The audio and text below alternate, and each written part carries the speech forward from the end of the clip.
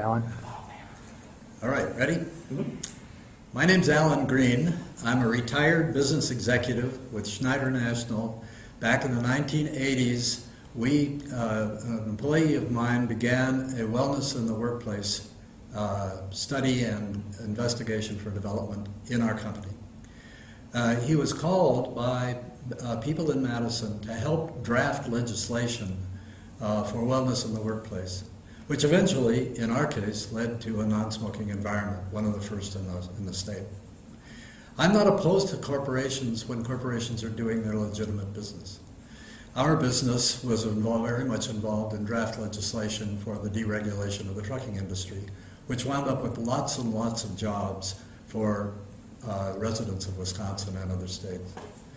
We did other things that were strictly in the interests of the company, but did not do any public damage.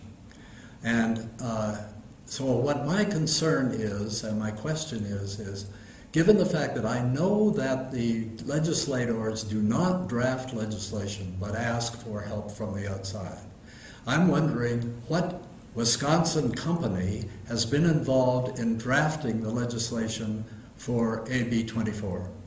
I'm quite convinced that there was help from the outside, and I want to know what Wisconsin company was involved in drafting this legislation, because I believe there was none.